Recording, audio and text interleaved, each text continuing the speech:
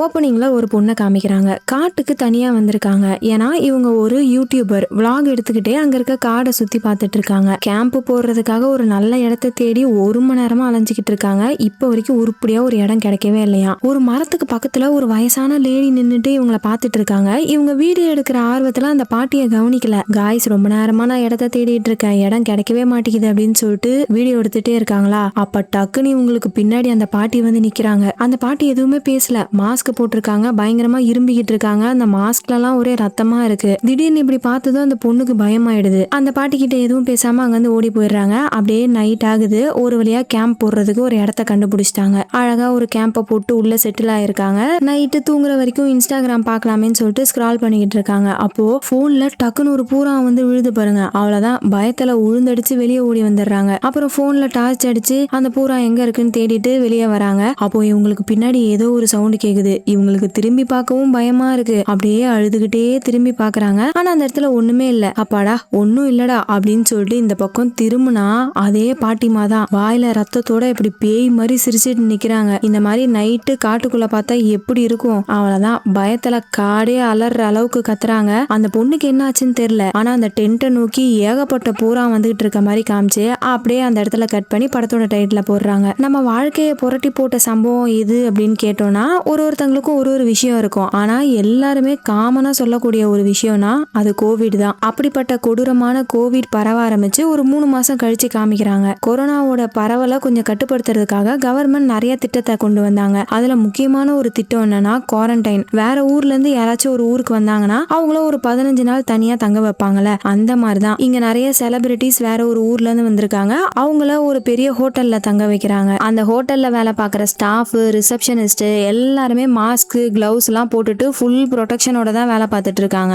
வந்த கெஸ்டோட டீடைல்ஸ் எல்லாம் வாங்கிட்டு எப்பயுமே சோஷியல் டிஸ்டன்ஸ்லயே இருங்க, அப்புறம் எந்த வேலையா இருந்தாலும் சரி ரூமை விட்டு வெளியே வந்துடாதீங்க அப்படின்னு சொல்லிட்டு எல்லாரோட கெஸ்டையும் அவங்க ரூமுக்கு அனுப்பி வைக்கிறாங்க. அதுக்கப்புறமேட்டு தனித்தனியா ஒரு ரூமுக்கும் போயிட்டு எல்லாருக்குமே தெர்மாமீட்டர் கொடுக்குறாங்க. காலையிலயும் சாயந்தரமும் இந்த தெர்மாமீட்டரை வச்சு செக் பண்ணி ஃபார்ம்ல எழுதி வைங்க, நாங்க வந்து கலெக்ட் பண்ணிக்கிறோம் அப்படின்னு சொல்லிட்டு அந்த தெர்மாமீட்டரை எல்லா ரூம்லயுமே கொடுத்துட்டு இருக்காங்களா. அப்போ இந்த ஹோட்டலுக்கு ஒரு ஃபேமஸான யூடியூபர் வந்திருக்காங்க. அவங்களோட பேரு ஃபேம். அவங்களுக்கும் தெர்மாமீட்டர் கொடுக்கலான்னு சொல்லிட்டு அந்த ஹோட்டல்ல வேலை பார்க்குற மே அப்படின்னு ஒரு பொண்ணு போறா. அப்போ உள்ள பார்த்தா நிறைய மெடிசன் இருக்கு. அந்த மே பொண்ணு இந்த ஃபேம் கிட்ட கேக்குறா, மேடம் உங்களுக்கு ஏதாச்சும் டிசீஸ் இருக்கா? அப்படி இருந்துச்சுன்னா முன்னாடியே சொல்லுங்க, நாங்க உங்களுக்கு ஹெல்ப் பண்றோம் அப்படின்ற மாதிரி சொல்றாங்க. அதுக்கு அந்த ஃபேம் பொண்ணு அப்படிலாம் ஒண்ணும் இல்ல, நான் ஃபார்மை ஃபில் பண்ணி வைக்கிறேன், போயிட்டு வாங்க அப்படின்னு சொல்லிட்டு கதவை சாத்திடுறாங்க.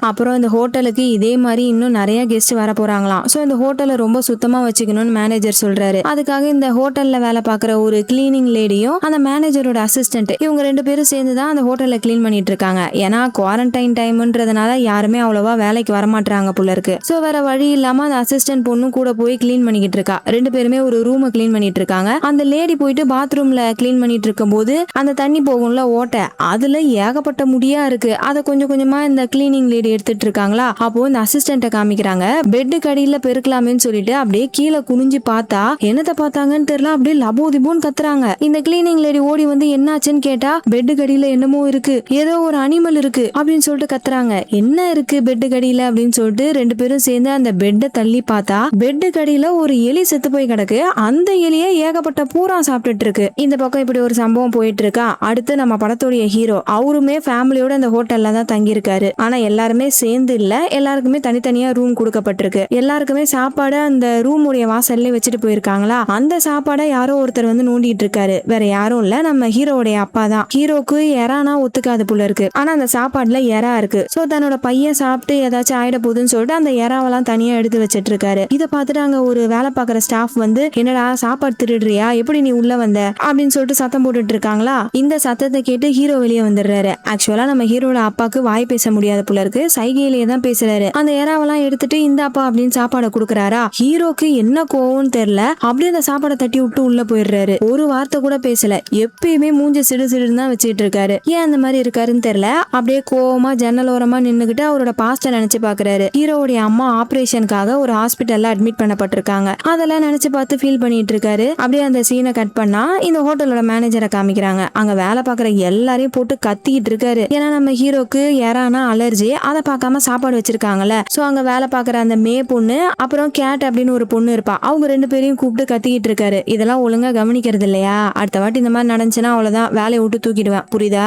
இதை தவிர இன்னும் வேற ஏதாச்சும் பிரச்சனை இருக்கா அப்படின்னு கேக்குறாரு. உடனே அந்த கேட் பொண்ணு ஒரு வீடியோவை காமிக்கிறா. அதாவது அந்த யூடியூபர் ஃபேம் இருக்காங்கல்ல, அவங்க இதே மாதிரி முன்னாடி வேற ஒரு ஹோட்டல்ல தங்கியிருப்பாங்க போல இருக்கு. அங்க இருக்கக்கூடிய பாத்ரூம், சாப்பாடு இது எதுவுமே நல்லா இல்ல. அது எல்லாத்தையுமே வீடியோ எடுத்து போட்டு வைரல் ஆயிருக்கும். இதனால அந்த ரெசார்ட்டையே க்ளோஸ் பண்ணிட்டாங்க போல இருக்கு. சோ இந்த மாதிரி அந்த பொண்ணு பிரச்சனை பண்றதுக்கு வாய்ப்பு இருக்குன்ற மாதிரி இந்த கேட்டு மேனேஜர் கிட்ட வீடியோவை காமிக்கிறா. அடுத்து அந்த யூடியூபர் பொண்ணு ஃபேம் இருக்கால, அவ கூட ஒரு பையன் எப்பயுமே சுத்திட்டு இருந்திருப்பான். அவன் ஏதோ அசிஸ்டன்ட்னு பார்த்தா இந்த ஃபேமுடைய அண்ணன் போல இருக்கு. அவன் வீடியோ கால் பண்ணி ஃபேம் கிட்ட கேக்குறான். அதாவது இந்த ஃபேம் உடம்புல ஏதோ பிரச்சனை இருக்கு போல இருக்கு. அவங்க அண்ணன் கால் பண்ணி மாத்திரை எல்லாம் போட்டுக்கிட்டியான்னு கேக்குறாரு. அதுக்கு ஃபேம் என்ன சொல்றாங்க, ஆமா எத்தனை டாக்டரை பார்த்தாலும் இது சரியாகாதுன்னு தெரிஞ்சு போயிடுச்சு, அப்புறம் எதுக்கு அதை போட்டுக்கிட்டு, சரி விடு, வீடியோவை எடிட் பண்ணியா இல்லையா, டைம் ஆச்சு, சீக்கிரமா எடிட் பண்ற வேலையை பாரு அப்படின்னு சொல்லிட்டு பேச்சை மாத்திட்டு காலை கட் பண்ணிடுறாங்க. இன்னொரு பக்கம் நம்ம மேக்கு அவங்க அம்மா கிட்ட இருந்து கால் வருது. இன்னைக்கு கொஞ்சம் சீக்கிரமா வீட்டுக்கு வர முடியுமா அப்படின்னு கேக்குறாங்க. ஆனா ஆல்ரெடி இந்த ஹோட்டல்ல ஆள் இல்ல, இவங்களும் போயிட்டாங்கன்னா அவ்வளவுதான், சுத்தமா மேனேஜ் பண்ண முடியாதுன்னு அம்மா கிட்ட வர மாட்டேன்னு சொல்லிடுறாங்க.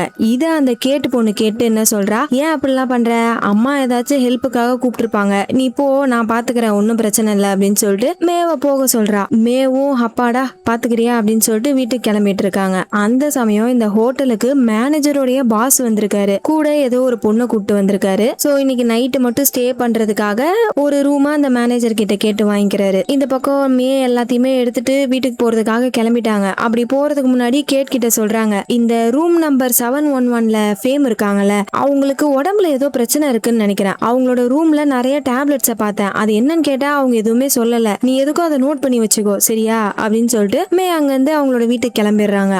அப்போ இந்த கேட்டு பொண்ணை காமிக்கிறாங்க. அவன் என்ன பண்றா, அங்க நிறைய ரத்த சாம்பிள் எல்லாம் எடுத்து வச்சிருப்பாங்கல்ல, அதை எடுத்து சர்பத் மாதிரி ஒன்னொன்னா குடிக்க ஆரம்பிக்கிறா. இதை எதர்ச்சியா அந்த கிளீன் பண்ணக்கூடிய லேடி பாத்துடுறாங்க. இவங்க பார்த்துதான் அந்த கேட்டும் பாத்துடுறா. அவ்வளவுதான், அந்த கிளீனிங் லேடிக்கு செம பயமாயிடுது. உடனே இந்த விஷயத்த மேனேஜர் கிட்ட சொல்லணுமே வேகமா போறாங்க. ஆனா பின்னாடியே கேட்டு வந்து நிக்கிறா. இதனால அந்த லேடி பயந்துகிட்டு எதுவுமே சொல்லாம அங்கிருந்து போயிடுறாங்க. அதே சமயம் இன்ஸ்டால ஒரு வீடியோ ரொம்ப வைரலா போயிட்டு இருக்கு. ஒருத்தவன் பூரானை பத்தி ரொம்ப டீட்டெயிலா வீடியோ போட்டிருக்கான். அதுல அவன் என்ன சொல்றான், அந்த பூரானுக்கு நிறைய கால் இருக்கும், அது பெருசா வளர்ந்துகிட்டே இருக்கும், அப்படி இப்படின்னு ஏகப்பட்ட விஷயத்த சொல்லிட்டு கடைசியா என்ன சொல்றான், இந்த மாதிரி பூரான்கள் ரொம்பவே பெருசா வளரும், அந்த மாதிரி வளரக்கூடிய பூரான்கள்லாம் சாதாரணமான பூரான்கள் கிடையாது, அது ஒரு அர்பன் லெஜெண்ட், அது மனுஷங்களோட பாடியை பொசஸ் பண்ணி தான் உயிர் வாழும், அதாவது இந்த பேய் பிடிச்சிருச்சு அப்படின்னு சொல்லுவாங்கல்ல, அந்த மாதிரி இந்த பூரா ஒரு மனுஷனோட பாடியை பிடிச்சிதான் சர்வை பண்ணுமா. ஒரு மனுஷனோட உருவத்திலேயே புதுசா ஒரு பாடியை தேடிட்டு இருக்கும். எப்போ ஒரு புது பாடி கிடைக்குதோ அந்த பழைய பாடியில இருக்கக்கூடிய ரத்தம் எல்லாத்தையுமே உறிஞ்சி எடுத்துட்டு அந்த பாடியை தூக்கி போட்டு புது பாடிக்கு போயிடுமா. இதே மாதிரி அதோட பாடி பெருசா வளர்ற வரைக்கும் தொடர்ந்து பண்ணிக்கிட்டே இருக்கும் அப்படின்ற மாதிரிலாம் ஒரு பையன் அந்த அர்பன் லெஜெண்டை பத்தி பேசி வீடியோ போட்டிருக்கான். அது இன்ஸ்டால ரொம்ப வைரலா போயிட்டு இருக்கு. இதே இந்த ஹோட்டல்ல இருக்க நம்ம ஹீரோவோட தங்கச்சி பாக்குறா. பார்த்துட்டு செமையா பயந்துடுறா. சுத்தி ஏதோ சவுண்டு கேட்கற மாதிரி வேற ஃபீலிங்கா இருக்கு. இன்னொரு பக்கம் அந்த வேலை பாக்குற லேடி, இதுக்கப்புறம் இங்க இருக்கவே கூடாதுடா, அவ என்ன பேயா என்ன, நான் போறேன்ப்பா, இதுக்கப்புறம் இங்க இருக்க மாட்டேன் அப்படின்னு சொல்லிட்டு புலம்பிக்கிட்டே அங்கிருந்து தப்பிச்சு ஓடிட்டு இருக்காங்க. அப்ப வாசல்லே அந்த கேட்டு பொண்ணு இப்படி பேய் மாதிரி வாயில ரத்தத்தோட சிரிச்சிட்டு நிக்கிறா. ஐயோ இவ எப்படி இங்க வந்தா அப்படின்னு சொல்லிட்டு அந்த லேடி திரும்பி ஓடிட்டு இருக்காங்களா. அப்ப அப்படியே ஒரு டென்டக்கல் வந்து அவங்க உடம்புலே குத்துது. வேற யாரும் இல்ல, அந்த கேட்டுதான். அவளோட உடம்புக்குள்ளதான் அந்த அர்பன் லெஜெண்ட் இருக்கு போல இருக்கு. வாயில இருந்து ஏகப்பட்ட பூரானா வெளியே வர அப்படியே அங்க கட் பண்ணி நம்ம ஹீரோட தங்கச்சியை காமிக்கிறாங்க. ஏற்கனவே ரொம்ப பயந்து போயிருக்காங்க அந்த வீடியோவை பார்த்து. சரி போய் மூஞ்ச கழுவிட்டு வருவோம்னு சொல்லிட்டு டேப்பை திறந்தா தண்ணி ரத்த கலர்ல வருது. பயந்து போயிட்டு ஹீரோக்கு கால் பண்ணி சொல்றாங்க, என்னது ரத்த கலர்ல வருதா, இரு நான் பாக்குறேன் அப்படின்னு சொல்லிட்டு ஹீரோவும் திறந்து பாக்குறாரு. அதே மாதிரிதான் வருது. சரி சரி ஓகே பயப்படாத, நான் கால் பண்ணி கம்ப்ளைண்ட் பண்றேன் அப்படின்னு சொல்லிட்டு மேனேஜருக்கு கால் பண்ணா லைனே போக மாட்டேங்குது. சரி நேராவே போய் சொல்லிட்டு வந்துடலாம்னு சொல்லிட்டு ஹீரோ ரூம்ல இருந்து வெளியே வராரா. அப்ப படிக்கட்டுல அந்த ஃபேம் பொண்ணு சிகரெட் புடிச்சிட்டு உட்காந்து இருக்கா. என்னப்பா ரூமை விட்டு இந்த மாதிரிலாம் வெளியே வரக்கூடாதுன்னு உனக்கு தெரியாதா, ரூல்ஸை ஃபாலோ பண்ண மாட்டேன் அப்படின்னு ஃபேம் கேக்குறாளா. ரூல்ஸை பத்தி யார் பேசுறா பத்தியா அப்படின்னு சொல்லிட்டு ஃபேம் வெளியே உட்காந்து இருக்கால. அதை கலாய்ச்சிட்டு அவகிட்ட இருக்க சிகரெட் பாக்கெட்ல ஒன்னு எடுத்து யூஸ் பண்ணிட்டு அங்கிருந்து போறாரு. அப்படி போனவரு இவளோட லைட்டரையும் எடுத்துட்டு போயிட்டாரு போல இருக்கு. டேய் லைட்டரை கொடுத்துட்டு போடா அப்படின்னு சொல்லிட்டு ஃபேமும் பின்னாடியே ஃபாலோ பண்ணிட்டு போறாங்க. ஹீரோ படிக்கட்டுல நடந்து போயிட்டு இருக்காரு. அப்போ படிக்கட்டுலாம் ஒரே ரத்தமா இருக்கு. பின்னாடி வந்த ஃபேமும் அதை பாத்துறாங்க. அப்படியே அந்த ரத்தத்தை ஃபாலோ பண்ணிட்டு கீழே போனா ஒரு டெட் பாடி, யாரு என்னன்னே தெரியல, உடம்பு ஃபுல்லா தோல் உரிக்கப்பட்டு பயங்கரமா சிதைச்சு வச்சிருக்கு. அந்த பாடியை ஏகப்பட்ட பூரா சாப்பிட்டுட்டு இருக்கு. அப்ப அந்த வழியா செக்யூரிட்டி போறாரா, அவரை கூப்பிட்டா அந்த செக்யூரிட்டி கண்டுக்கவே மாட்டாரு. இவங்க அந்த செக்யூரிட்டியை கூப்பிட்டுக்கிட்டே பின்னாடி ஓடுறாங்க. அப்போ இவங்களுக்கு பின்னாடி அந்த லேடி பேய் மாதிரி நின்னு நம்ம ஹீரோ போறத பாக்குறாங்க.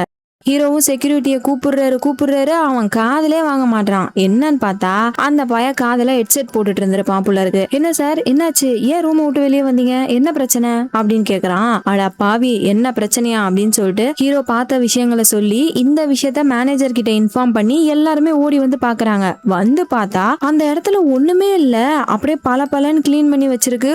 ஒரு சொட்டு ரத்தம் இல்ல. ஹீரோக்கு இது சரியா படல. உடனே போலீஸுக்கு கால் பண்ணணும்னு போன் எடுக்கிறாரா, அத மேனேஜர் தடுக்கிறாரு. இங்க பாரு, நீ சொன்ன மாதிரி எந்த ஒரு எவிடன்ஸும் இல்ல, நீ வாட்டுக்கு போலீஸுக்கு கால் பண்ணி சொன்னா என் ஹோட்டலோட ரெப்புடேஷன் என்ன ஆகுறது, அப்படி மட்டும் ரெப்புடேஷன் போச்சுன்னா உங்க 2 பேரையும் சும்மா விட மாட்டேன் அப்படின்னு சொல்லிட்டு மேனேஜர் கத்திக்கிட்டு இருக்காரு. அப்போ இன்னொரு ரூம்ல இருக்க ஒரு கெஸ்ட் கத்திக்கிட்டே ஓடி வரான். இப்ப என்னடா பிரச்சனை அப்படின்னு சொல்லிட்டு எல்லாரும் போய் பார்த்தா அந்த பையன் கத்திக்கிட்டே இருக்கான், எதுவுமே பேச மாட்டான், கழுத்து தான் கை காமிக்கிறான். என்னன்னு பார்த்தா கழுத்துக்கிட்ட ஒரு பூரா இருக்கு. இந்த மேனேஜர் இவ்வளவு திமிரா பேசினானே, அப்ப அவன் தானே அந்த பூரானை எடுத்து போட்டிருக்கணும். அதை பார்த்துட்டு இந்த பையன் பயந்து பின்னாடி போயிடுறான். அப்புறம் நம்ம ஃபேம் தான் அந்த பூரானை புடிச்சு கீழே போடுறாங்க. ஹீரோ காலால நசுக்கிறாரு. அப்படி ஃபேம் அந்த பூரானை பிடிக்கும் போது அவங்க கையிலேயே அந்த பூரான் கடிச்சிருச்சு புள்ள. ஆனா அதை யார்கிட்டயுமே சொல்லிக்கல, மறைச்சிடுறாங்க. அந்த சீனை அப்படியே கட் பண்ணா நம்ம மே டாக்ஸில வீட்டுக்கு போயிட்டு இருக்காங்க. அப்ப வழியில ஒரு வீட்டுல யாரோ இறந்துட்டாங்க போல இருக்கு. வேற எதனாலையும் இல்ல, அந்த கோவிட்னாலதான். ஒரு நாளும் இந்த கோவிட்னால இறக்குற எண்ணிக்கை அதிகமாயிட்டே இருக்கு. எல்லாருக்குமே வேக்சினும் கரெக்டா கிடைக்க மாட்டேங்குது போல இருக்கு. அதை பத்தி அந்த டாக்ஸியோட டிரைவர் சொல்லிட்டு இருக்கும் போது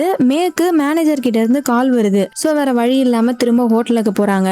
அங்க போனா மேக்கு கண்ணா பின்னான்னு திட்டு விழுது. ஏன்னா மே தான் அங்க வேலை பாக்குறவங்களுடைய ஹெட் புள்ள இருக்கு. நீயே இப்படி பொறுப்பு இல்லாம ஒரு ட்ரெயினிய வேலை பார்க்க சொல்லிட்டு போயிருக்க, இதுக்காக உன்னை வேலையை விட்டு தூக்க கூட முடியும் தெரியும்ல அப்படின்னு திட்டுறாரு. உடனே மே பயந்துடுறாங்க. ஒருவேளை வேலையை விட்டு தூக்கிட்டா வீட்டை யாரு பாத்துப்பா அப்படின்னு சொல்லிட்டு இல்ல வேணாம் அப்படிலாம் பண்ணாதீங்க அப்படின்றாங்களா. சரி ஓகே, வேலையை விட்டு தூக்கல, அதுக்கு பதில் நீ கொஞ்சம் நல்ல பிள்ளையா நடந்துக்க வேண்டியதா இருக்குமே அப்படின்னு சொல்லிட்டு அப்படியே அந்த பையன் மேயோட தோல்ல கை வைக்கிறான். சோ என்ன இன்டென்ஷன்ல இப்படி பண்றான்னு தெரியும். பட் கரெக்டா நல்ல வேலை அந்த சமயம் யாரோ கதவை தட்டுறாங்க. அந்த அசிஸ்டன்ட் பொண்ணு தான் ஏதோ சொல்றதுக்காக வந்திருப்பா போல இருக்கு. பொண்ணுமே அங்கிருந்து வெளியே போயிடுறாங்க. அப்போ கேட் அந்த வழியா நடந்து போறாங்க. அதாவது அது கேட்டு கிடையாது, ஃபுல்லா சூட்டு போட்டிருக்காங்க. சோ அது கேட்டுன்னு நினைச்சிட்டு மே பேசுறாங்களா, ஆனா அது கேட்டே கிடையாது. கொஞ்ச நேரத்துக்கு முன்னாடி நம்ம ஹீரோ பார்த்தாருல ஒரு டெட் பாடி, அந்த டெட் பாடி தான் கேட்டு. சோ கேட்டோட உடம்புக்குள்ள இருக்க அர்பன் லெஜெண்ட் அந்த கிளீனிங் லேடி உடம்புக்குள்ள வந்துருச்சு. அந்த கிளீனிங் லேடி தான் இந்த மாதிரி சூட் போட்டு போறாங்க. அது தெரியாம மே கூப்பிடுறாங்க. கேட் என்னடி பண்ண,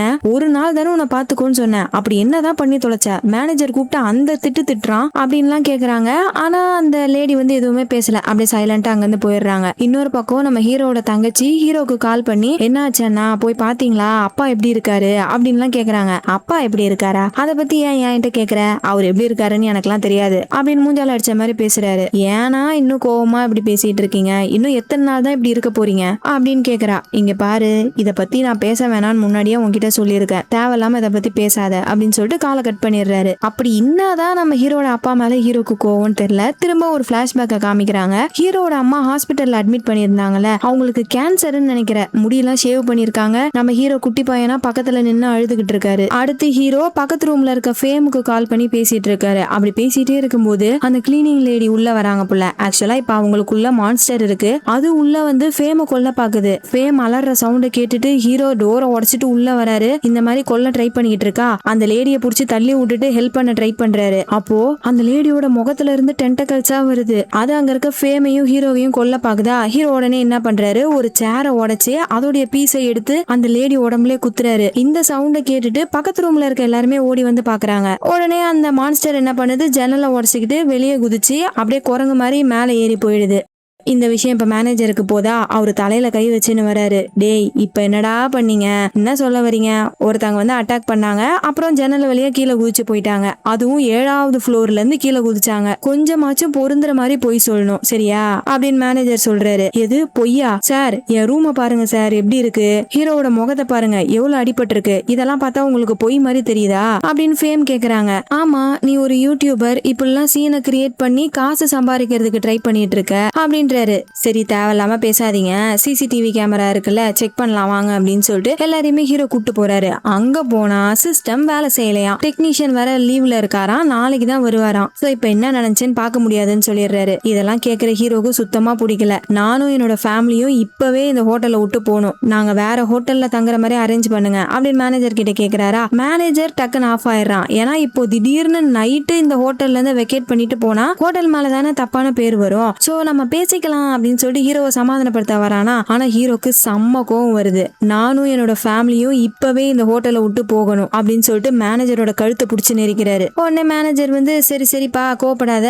அரேஞ்ச் பண்றேன், ஆனா இப்ப நைட்டு முடியாது, நாளைக்கு தான் பண்ண முடியும், இன்னைக்கு ஒரு நாள் நைட்டு மட்டும் அட்ஜஸ்ட் பண்ணிக்கோங்க அப்படின்னு சொல்லிட்டு ஹீரோ அங்கிருந்து அனுப்பி வச்சிடுறாரு. அப்புறம் இந்த மே வந்து ஃபேமுடைய மாத்திரையை பார்த்திருப்பாங்களே, சோ அதனால மே கிட்ட அவங்க என்ன சொல்றாங்க, இதே டேப்லெட்டை போடுற இன்னொரு பேஷண்ட்டை நான் பார்த்திருக்கேன், சோ உங்களுக்கு என்ன நோய் இருக்குன்னு எனக்கு தெரியும், இந்த மாதிரி பேஷண்ட்டுக்கெல்லாம் அடிபட்டா ரொம்ப ரிஸ்க், அதனால பார்த்து இருங்க அப்படின்ற மாதிரி மே சொல்றாங்களா. அதெல்லாம் எனக்கு ஒன்னும் ஆகாது அப்படின்னு சொல்லிட்டு ஃபேம் அங்கிருந்து போறாங்க. ஆனா இப்பதான் அவங்களோட ரூம் உடஞ்சிருக்குல்ல, சோ அங்க தங்க முடியாதுன்னு சொல்லிட்டு அவங்க அண்ணன் வந்து அவனோட ரூமுக்கு கூப்பிட்டு போறான். அப்போ ஹீரோக்கு வேற அடிபட்டு இருக்கிறத பார்த்துட்டு ஹீரோட அப்பா கேக்குறாரு, உனக்கு ஏதாச்சும் அடிபட்டு இருக்காப்பான்னு சொல்லிட்டு சைகையிலேயே கேக்குறாரு. ஆனா அதுக்கு கூட ஹீரோ எந்த பதிலும் சொல்ல மாட்டாரு, ஒண்ணுமே பேசாம ரூமுக்கு போயிடுறாரு. அங்க போனதும் தங்கச்சி கிட்ட இருந்து கால் வருது. ஆக்சுவலா இந்த ஃபேமுடைய அண்ணன் இருக்கான்ல, அவன் ஹீரோட தங்கச்சி கிட்ட சொல்லியிருப்பான் போல, இந்த மாதிரி உங்க அண்ணன் மான்ஸ்டரை பார்த்தான் அப்படின்ற மாதிரி சொல்லியிருப்பான் போல இருக்கு. அந்த விஷயத்த பத்தி தங்கச்சி ஹீரோ கிட்ட கேக்குறா. உடனே ஹீரோ சொல்றாரு, இங்க பாரு இங்க என்ன நடக்குதுன்னு எனக்கே ஒன்னும் புரியல, நீ வேற ஏதாச்சும் கேள்வி கேட்டுட்டு இருக்காத, போய் பேசாம தூங்கு அப்படின்னு சொல்லிட்டு காலை கட் பண்ணிடுறாரு.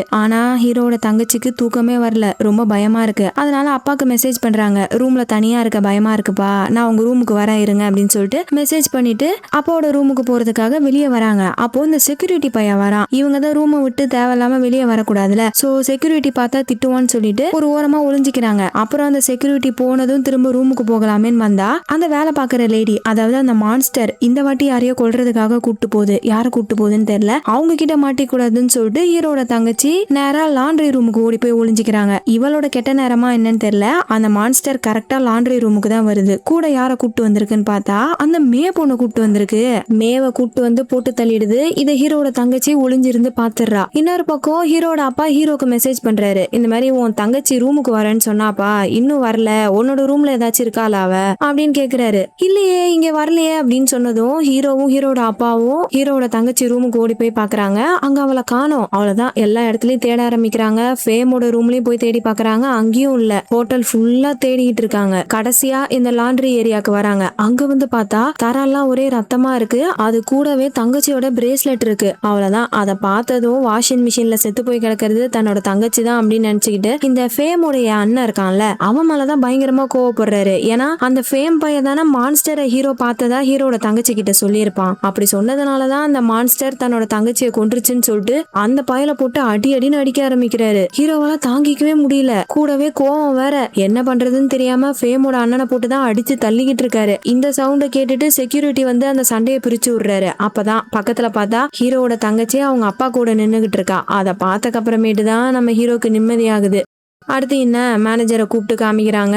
இப்ப அங்க இருக்க எல்லாருமே அந்த சீனை பார்த்துட்டாங்க. அங்க ஏதோ ஒரு கொலை நடந்திருக்கு, வாஷிங் மிஷின்குள்ள டெட் பாடி இருக்குன்ற அளவுக்கு பார்த்துட்டாங்க. உடனே இந்த மேனேஜர் போலீஸ் கிட்ட நானே பேசுறேன்னு சொல்றானா. அப்போ ஃபேம் சொல்றாங்க, என்ன நடந்த சம்பவத்தை மூடி மறைக்கலான்னு பாக்குறீங்களா, இந்த மாதிரி இடத்துல எங்களால எப்படி நைட்டு தங்க முடியும், இப்பவே எங்க எல்லாருக்குமே வேற ஒரு ஹோட்டல் அரேஞ்ச் பண்ணுங்க அப்படின்னு ஃபேம் சொல்றாங்க. மேனேஜர் கோவமாயிடுறான், இது என்னோட ஹோட்டல், இங்க என்ன பண்ணணும் எப்படி பண்ணணும்ன்றத நான் பாத்துக்கிறேன் அப்படின்னு ரொம்ப திமிரா பேசுறானா. ஒன்னு ஃபேம் மேம் என்ன பண்றாங்க, ஓஹோ அப்படியா உன்னோட ஹோட்டலா, அப்போ என்னோட வேலை யூடியூபர், சோ நான் என் வேலையை பாக்குறேன் அப்படின்னு சொல்லிட்டு அங்க இருக்க அந்த டெட் பாடியை வீடியோ எடுக்கலாம்னு சொல்லிட்டு போன் எடுக்கிறாங்க. அதை பார்த்ததும் இந்த மேனேஜர் பையன் பம்பறான், சரி சரி மேடம் ஏன் இவ்வளவு கோவப்படுறீங்க, இப்ப என்ன உங்க எல்லாருக்கும் வேற ஹோட்டலுக்கு போகணும் அவ்வளவுதானே, நான் அரேஞ்ச் பண்றேன் 10 நிமிஷம் மட்டும் டைம் கொடுங்க அப்படின்னு சொல்லி அங்க இருக்க எல்லாருமே அனுப்பி வச்சிடறான். ஹீரோட தங்கச்சி தான் அந்த சம்பவத்தை நேரா பார்த்ததுல இருந்து சமய பயந்து போயிருக்காங்க. யார் என்ன கேட்டாலுமே ஒரு வார்த்தை கூட பேச மாட்டாங்க. அப்போ அந்த மே பொண்ணும் பக்கத்துலதான் நிக்கிறா. ஆக்சுவலா இவன் மே கிடையாது, இவ உடம்புக்குள்ளதான் அந்த அர்பன் லெஜெண்ட் மான்ஸ்டர் இருக்கு. அது வந்து தங்கச்சியை பார்த்துட்டு என்ன சொல்லுது, இவளோட உடம்புல பிசிக்கலா எந்த ஒரு அடியும் படல, ஆனா எதையோ பார்த்து செமையா பயந்து இருக்கா, அதனாலதான் இப்படி பேசாம உட்காந்து இருக்கா அப்படின்ற மாதிரி அந்த மான்ஸ்டர் சொல்லிக்கிட்டு இருக்கா. அப்ப மேனேஜர் கிட்ட இருந்து கால் வருது. எல்லாருமே இமீடியட்டா மீட்டிங்க்கு வாங்கன்னு கூப்பிடுறாங்க. உடனே அங்க இருக்க எல்லா ஸ்டாஃபுமே மீட்டிங்க்கு போயிடுறாங்க. இப்போ அந்த ரூம்ல ஹீரோட ஃபேமிலி மட்டும்தான் இருக்காங்க. அப்பதான் தங்கச்சி சைன் லாங்குவேஜ்லயே பேசுறா. அவ ஒளிஞ்சிருந்து பார்த்தால அந்த விஷயங்கள் எல்லாத்தையுமே சொல்றா. அந்த மான்ஸ்டர் வந்து மேவை கொண்டுட்டு மேயோட உடம்புக்குள்ள போயிடுச்சு. அதுக்கப்புறமேட்டு ஒளிஞ்சிருந்த தங்கச்சி வெளியே வந்து பாத்திருக்கா. வாஷிங் மிஷின்ல அந்த டெட் பாடி இருந்திருக்கும். அதை பார்த்து பயந்தடிச்சு கீழே விழுந்தப்பதான் அவளோட பிரேஸ்லெட் கழண்டு இருக்கும். இப்ப அந்த மான்ஸ்டர் யாரோட உடம்புல வேணா இருக்கலாம், அதனால நம்ம ஃபேமிலியை தவிர வேற யாரையுமே நம்பாதீங்க, உள்ளே பத்திரமா இருங்க, வெளியே போறதுக்கு நான் ஏதாச்சும் வழி இருக்கான்னு பாத்துட்டு வரேன்னு சொல்லிட்டு ஹீரோ அங்க இருந்து கிளம்புறாரு. அப்போ ஹீரோட அப்பா ரொம்ப சந்தோஷப்படுறாரு. ஏன்னா இத்தனை வருஷம் கழிச்சு ஹீரோ அவர்கிட்ட பேசியிருக்காருல்ல, அதனால அப்படியே கட்டி புடிச்சிட்டு பார்த்து பத்திரமா போயிட்டு வாப்பான்னு அனுப்பி வைக்கிறாரு. இன்னொரு பக்கம் அந்த மேனேஜர் பையன் மைக் மூலியமா ஹோட்டல்ல இருக்க எல்லார்கிட்டயுமே சொல்றான், இந்த மாதிரி லாண்ட்ரி ரூம்ல ஒரு டெட் பாடி இருக்கு,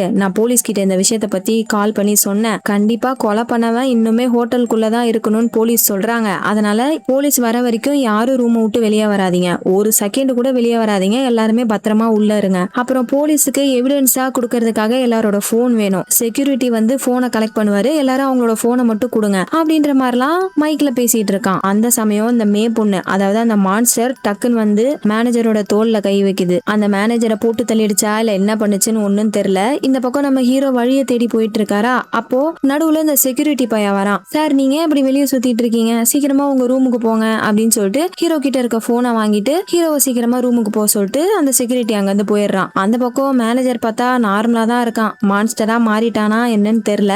அந்த சமயம் அவனுக்கு பாஸ் கிட்ட இருந்து கால் வருது. இந்த நைட்டோட நைட்டா ஒரு பொண்ணை கூப்பிட்டு வந்து ரூம்ல தங்கினார்ல, அந்த பாஸ் கால் பண்ணி என்னப்பா ஆச்சு ஏதோ சொல்ற அப்படின்னு கேட்டா, அப்பதான் அந்த மேனேஜர் பையன் சொல்றான், ஆமா சார் சொன்னது உண்மைதான், யாரோ யாரையோ கொலை பண்ணி போட்டிருக்காங்க, அதனால போலீஸ் வர வரைக்கும் பத்திரமா இருங்க சார் அப்படின்னு மேனேஜர் சொல்றான். எது கொலையா, அடப்பாவி, இதுக்கப்புறம் என்னால இங்க இருக்க முடியாது, இப்பயே நான் கிளம்புறேன், ரிப்போர்ட்டர்ஸ் எல்லாம் வந்தா அவ்வளவுதான், இந்நேரத்துல இந்த ஹோட்டல்ல என்ன பண்ணீங்க, இந்த பொண்ணு யாருன்னு கேட்டு எனக்கு கொலை பண்றுவானுங்க, அதனால நான் கிளம்புறேன் அப்படின்னு சொல்லிட்டு கூட இருக்க பொண்ணை கூப்பிட்டு வேக வேகமா கிளம்பிட்டு இருக்காரு. இந்த பக்கம் அந்த மேனேஜர் என்ன பண்றான், எல்லா கெஸ்ட் கிட்ட இருந்து போனை வாங்கிட்டு வந்திருப்பான்ல, அந்த போன் எல்லாத்தையுமே உடைக்க ஆரம்பிக்கிறான். இதை நம்ம ஹீரோ ஒளிஞ்சிருந்து பாத்துடுறாரு. அந்த பாஸ் பைய பொண்ணை கூட்டிட்டு வெளியே ஓடி வரான். டிரைவர் சீக்கிரம் வண்டி எடுங்க, இங்க இருந்து போகணும் அப்படின்னு சொல்லிட்டு தூங்கிட்டு இருக்க டிரைவரை எழுப்புனா அந்த டிரைவர் ஆல்ரெடி செத்து போய் கிடக்குறாரு, உடம்புலாம் ஒரே பூரான் கடிச்சிட்டு இருக்கு. அப்புறம் என்ன, அடுத்து அந்த பாஸும் பாஸ் கூட இருக்க பொண்ணும் காலி. இன்னொரு பக்கம் செக்யூரிட்டி பாத்ரூமுக்கு போறான். அங்க போனா ஃபுல்லா பூரானா இருக்கு. எல்லாத்தையும் உதறி விட்டுட்டு வெளியே வந்தா அந்த பாத்ரூம்ல மட்டும் பூரா இல்ல, ஹோட்டல் ஃபுல்லா ஏகப்பட்ட பூரா கொச்ச கொச்ச கொச்சன்னு ஓடிக்கிட்டு இருக்கு. அதை பார்த்துட்டு அந்த ஹோட்டல்ல தங்கியிருக்க எல்லாருமே கத்திக்கிட்டு ஓடிட்டு இருக்காங்க. சில பேர்லாம் தப்பிக்கிற அவசரத்துல கால் தவறி மேல இருந்து கீழே விழுந்து இறந்துகிட்டு இருக்காங்க. அப்போ இந்த மே பொண்ணை காமிக்கிறாங்க. இன்னும் இவக்குள்ளதான் மான்ஸ்டர் இருக்கா இல்ல வெளியே வந்துடுச்சா என்னன்னு தெரியல, ஆனா அவளுமே அந்த பூரானை பார்த்து பயந்து போய் நிக்கிறாளா. அப்ப அந்த இடத்துக்கு ஃபேமுடைய அண்ணனும் ஓடி வராங்க. ஃபேமுடைய அண்ணன் மே பயந்துட்டு இருக்கிறத பார்த்துட்டு அவங்களுக்கு ஹெல்ப் பண்ணி அவங்கள தனியா கூப்பிட்டு ஓடிடுறான். இந்த பக்கம் நடுவுல பூரா வந்ததுனால ஃபேம் மட்டும் தனியா ஓடிடுறாங்க. அடுத்து நம்ம ஹீரோ அந்த பூராவெல்லாம் பாக்குறாரு. சீக்கிரமா வெளியே போயிடலாம்னு சொல்லிட்டு தங்கச்சியும் அப்பாவையும் கூப்பிடலான்னு போனா அங்க தங்கச்சி மட்டும் தான் இருக்கா, அப்பா காணோம். அப்பா உன்னை தேடிதானா போனாருன்னு தங்கச்சி சொல்றா. அடி பாவி, இங்கே தானே இருக்க சொன்னேன், சரி வா போவோம் அப்பாவை தேடுவோம் அப்படின்னு சொல்லிட்டு வெளியே வந்தா ஏகப்பட்ட பூரானா இருக்கு. அந்த பூரானை எப்படி தாண்டி போக முடியும்னு சொல்லிட்டு உள்ள ஏதாச்சும் கிடைக்குமான்னு பாக்குறாங்க. ஒரு வெப்பனும் இல்ல. உடனே ஹீரோ என்ன பண்றாரு, அங்க இருக்க பெட் எடுத்துக்கிறாரு. அந்த பெட்டை வச்சு அங்க இருக்க பூரா எல்லாத்தையுமே தள்ளி விட்டுக்கிட்டே ஓடிட்டு இருக்காரு. அடுத்து இந்த செக்யூரிட்டி என்ன பண்றான், முடிஞ்ச அளவுக்கு கொஞ்சம் பேரை மட்டும் காப்பாத்திட்டு போலான்னு சொல்லிட்டு ஓடி வரவங்க எல்லாருமே லிப்ட்ல ஏத்திக்கிட்டு இருக்கானா. ஆனா லிப்ட்ல இடம் இல்லைன்னு சொல்லிட்டு ஒரு திமிரு பிடிச்ச பையன் செக்யூரிட்டியை பிடிச்சி வெளியே தள்ளி விட்டுறான். அப்ப அந்த இடத்துக்கு கரெக்டா ஃபேம் வராங்க. அவங்க செக்யூரிட்டிக்கு ஹெல்ப் பண்ணி எமர்ஜென்சி எக்ஸிட் வழியா வெளியே போயிடலான்னு சொல்லிட்டு அங்க இருந்து அவங்க 2 பேரும் ஓட ஆரம்பிக்கிறாங்க. அப்போ லிப்டுக்குள்ள சில பேர் போனாங்கல்ல, அவங்கள காமிக்கிறாங்க. அந்த லிப்டோட ஓட்டையில இருந்து கொஞ்சம் கொஞ்சமா ஏகப்பட்ட பூரா வந்து அவங்க மேல விழுது. அவ்வளவுதான், அந்த லிப்ட்ல இருந்த எல்லாருமே காலி. ஒரு பக்கம் ஹீரோவும் தங்கச்சியும் ஓடி வந்துட்டு இருக்காங்க, இன்னொரு பக்கம் ஃபேமும் செக்யூரிட்டியும் ஓடி வந்துட்டு இருக்காங்க. இவங்க 4 பேருமே ஒரு கட்டத்துல மீட் பண்ணிக்கிறாங்க. ஆனா அவங்க 4 பேரும் தப்பிக்க வெடிக்காத மாதிரி அந்த பூரா சுத்து போட்டுருதுங்க. அப்ப ஹீரோ என்ன பண்றாரு, அங்க இருக்க சரக்கு பாட்டில்ல டிஷ்யூவை பத்த வச்சு பூரா மேல தூக்கி போடுறாரு. அது பாம் மாதிரி வெடிக்குதா, அந்த கேப்ல நைஸா அங்க இருந்து தப்பிச்சிடுறாங்க. ஒரு பக்கம் அப்பா வேற தேடிட்டு இருக்காங்க, இன்னொரு பக்கம் இந்த ஹோட்டலை விட்டு சீக்கிரம் போகணும்னு சொல்லிட்டு மெயின் டோருக்கு வராங்களா, ஆனா அந்த மெயின் டோர் க்ளோஸ் ஆயிருக்கு, ஓபனே பண்ண முடியல. அப்புறம் தான் வெளியே பாக்குறாங்க, வெளியே இருந்தும் ஏகப்பட்ட பூரா உள்ள வந்துகிட்டு இருக்கு. இப்ப என்னடா பண்றதுன்னு சொல்லிட்டு இந்த பக்கம் திரும்பினா கரெக்டா ஹீரோட அப்பாவும் ஃபேமோட அண்ணனும் ஒன்னா சேர்ந்து ஓடி வந்துடுறாங்க. அங்க இருக்க எல்லாருமே இப்ப ஒண்ணு சேர்ந்துட்டாங்களா, ஆனாலுமே அவங்களுக்கு எப்படி தப்பிச்சு போறதுன்னு தெரியல, என்ன பண்றதுன்னு யோசிச்சுட்டே நிக்கிறாங்க. அப்ப கரெக்டா அந்த இடத்துக்கு இந்த மேனேஜர் பைய கையில கன்னோட வரான். அந்த பையன் எப்படியாச்சும் தப்பிக்கணும்னு செம்ம பயத்துல இருக்கான். ஃபேம கன் பாயிண்ட்ல புடிச்சு அந்த மான்ஸ்டர் கிட்ட பேசுறான். உனக்கு இந்த பொண்ணு தானே வேணும், இந்த பொண்ணு எடுத்துக்கோ, என்ன விட்டுரு, என்ன எப்படியாச்சும் தப்பிச்சு போக விடு அப்படின்னு சொல்லிட்டு அந்த மான்ஸ்டர் கிட்ட பேசிட்டு இருக்கான். பயத்துல பைத்தியம் ஆயிட்டானா என்னன்னு தெரியல. அப்போ அந்த செக்யூரிட்டி காப்பாத்துறதுக்காக முன்னாடி வராரா, இந்த மேனேஜர் பையன் செக்யூரிட்டியை சுட்டு சாவடிச்சிடறான். அப்பதான் அவன் பின்னாடி ஏகப்பட்ட பூரா வருது. இதான் சான்ஸ்ன்னு சொல்லிட்டு அந்த மேனேஜரை பூராங்கிட்ட தள்ளி விட்டுட்டு எல்லாரும் அங்கிருந்து ஓடிடுறாங்க. ஹீரோ அந்த பையகிட்ட இருக்க கன் எடுத்துட்டு ஓடிடுறாரு. அப்ப வழியில இந்த மே பொண்ணு இறந்து போயிருக்கா, பக்கத்துலயே அந்த அசிஸ்டன்ட் நிக்கிறா. ஒருவேளை அவதான் அந்த மான்ஸ்டரோன்னு நினைச்சிட்டு ஹீரோ கன்னை எய்ம் பண்றாரு. ஆனா அந்த அசிஸ்டன்ட்டுக்கு மான்ஸ்டரை பத்தி ஒண்ணுமே தெரியாது போல இருக்கு, ஏதோ ஒரு கொலகாரம் உள்ள சுத்திக்கிட்டு இருக்கான்னு நினைச்சிட்டு பேசுறாங்க. அப்பதான் ஹீரோ எல்லாத்தையுமே சொல்றாரா. அதுக்கு அந்த அசிஸ்டன்ட் கேக்குறா, ஒருவேளை நீ சொல்ற மாதிரி உண்மையிலேயே மான்ஸ்டர் இருந்தா ஏன் உங்கள யாராச்சும் ஒருத்தங்க மான்ஸ்டரா இருக்க கூடாது அப்படின்னு குழப்பி விட்டுறா. அவ்வளவுதான், ஹீரோக்கு இப்ப சந்தேகம் வருது, கூட இருக்கிற யார நம்புறதுன்னு தெரியல. அப்ப அந்த தங்கச்சிக்காரி என்ன சொல்றா, நான் லாண்ட்ரி ரூம்ல இருக்கும்போது ஒரு இரும்பல் சவுண்ட் கேட்டுச்சு, அந்த குரல் ஃபேமுடைய குரல் மாதிரிதான் இருந்துச்சுன்றா. உடனே ஹீரோ ஃபேமை நோக்கி கன் பாயிண்ட் பண்றாரு. இப்படியே மாத்தி மாத்தி எல்லாரையுமே சந்தேகப்பட்டுக்கிறாங்க, நீயா இருக்கும் அவனா இருக்கும் அப்படின்னு சொல்லிட்டு மாத்தி மாத்தி பழி போட்டுக்கிறாங்க. அப்போ அந்த அசிஸ்டன்ட் பொண்ணு சொல்றா, நான் இங்க வரதுக்கு முன்னாடியே மே அரை உசுர்ல தான் இருந்தா, கடைசியா அவ சாவறதுக்கு முன்னாடி ஏதோ ஒரு பேரை சொல்ல ட்ரை பண்ணா, அது என்ன பேருன்னு தான் சரியா தெரியல அப்படின்னு சொல்லிட்டு பேரை யோசிச்சுக்கிட்டே இருக்கும்போது டக்குன்னு அவ உடம்புல ஒரு டென்டகல் வந்து குத்துது. யாரான்னு பார்த்தா அந்த மான்ஸ்டர் ஃபேமோட அண்ணன் உடம்புல தான் இருந்திருக்கு போல இருக்கு. ஞாபகம் இருக்கா, முன்னாடி சீன்ல மே பூரான பார்த்து பயந்து நிப்பாங்க. அப்ப அவங்கள இந்த ஃபேமோட அண்ணன் தான் காப்பாத்திட்டு ஓடி இருப்பான். அப்படி ஓடினவன் திரும்ப வரும்போது மேயோட வந்திருக்க மாட்டான், ஹீரோவோட அப்பா கூட வந்திருப்பான். சோ அப்படி காப்பாத்திட்டு ஓடும் போது மே உடம்புல இருந்த மான்ஸ்டர் ஃபேம் அண்ணனோட உடம்புக்குள்ள வந்துருச்சு போல இருக்கு. இப்ப அது ஹீரோ கையில இருக்க துப்பாக்கியை தட்டி விட்டுட்டு ஹீரோவை குத்துறதுக்காக டென்டக்கலை வேகமா கொண்டு போதா, அப்ப நடுவுல ஹீரோட அப்பா வந்து அதை வாங்கிக்கிறாரு. அவ்வளவுதான், இப்ப அவரும் கொஞ்சம் கொஞ்சமா செத்துக்கிட்டு இருக்காரு.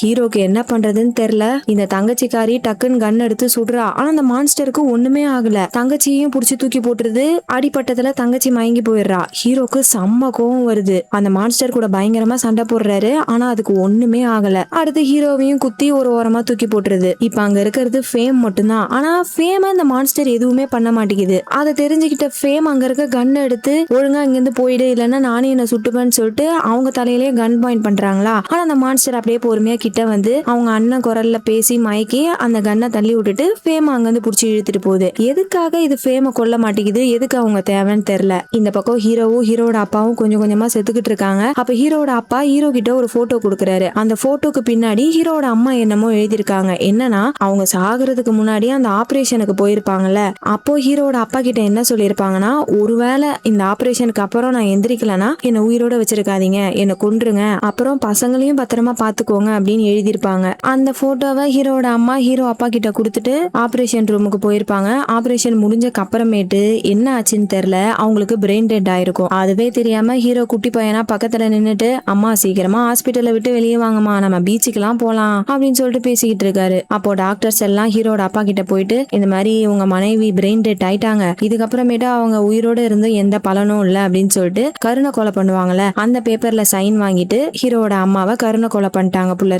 இத சின்ன வயசுல பார்த்த ஹீரோ தன்னோட அப்பா தான் அம்மாவை வேணும்னே கொன்னுட்டாருன்னு நினைச்சுக்கிட்டு இத்தனை நாளா கோவமா இருந்திருப்பாரு. ஆனா இந்த எல்லா உண்மையும் இப்ப தெரிய வந்ததும் அப்படியே ஹீரோட கண்ணெல்லாம் கலங்குது. ஒரு கட்டத்துல அப்படியே மயங்கி போயிடுறாரு. இன்னொரு பக்கம் ஃபேம மான்ஸ்டர் இழுத்துட்டு போச்சுல்ல, அது மொட்டை மாடிக்கு இழுத்துட்டு போயிருக்கு. அப்போ ஃபேமுடைய மூக்குல இருந்து ரத்தமா வருது. அவங்களுக்கு ஏதோ ஒரு நோய் இருக்கு, அந்த நோய்க்கு கண்டிப்பா மாத்திரை போட்டே ஆகணும். ரொம்ப நேரமா அந்த மாத்திரை போடாம இருக்கிறதுனால மூக்குல இருந்து ரத்தம் வருது. உடனே அந்த மான்ஸ்டர் ஃபேம் கிட்ட டேப்லெட்டை போட சொல்லுதா. அதுக்கு ஃபேம் என்ன சொல்றாங்க, ஏன் அண்ணன் உயிரோட இருக்கிறான்னு தெரியற வரைக்கும் இந்த மாத்திரையை நான் போட மாட்டேன். நான் ஏன் உனக்கு உயிரோட வேணும்னு தெரியல, ஆனா உயிரோட வேணும்னா என்னோட அண்ணன் நல்லா இருக்காங்கன்னு எனக்கு தெரியணும் அப்படின்ற மாதிரி ஃபேம் சொல்றாங்களா. இதை கேட்டதும் அந்த மான்ஸ்டர் என்ன பண்ணுது, ஃபேமோட அண்ணன் உடம்புக்குள்ள இருந்து வெளியே வருது. அது பாக்குறதுக்கே அவ்வளோ கொடூரமா பெருசா இருக்கு. அது ஃபேமை புடிச்சு இழுத்துட்டு போய் கூடவே வச்சுக்குது. அப்படியே அந்த சீனை கட் பண்ணி கொஞ்ச நேரத்துக்கு முன்னாடி ஒரு சீன் நடந்திருக்கும். அந்த சீனை காமிக்கிறாங்க. இந்த மேனேஜர் பையன் ரொம்ப பதட்டமா ரூம்ல உட்காந்துட்டு இருந்திருப்பான். அப்ப மே வந்து அவனோட தோல்ல கை வச்சிருப்பாங்கல்ல, அந்த சீனை காமிக்கிறாங்க.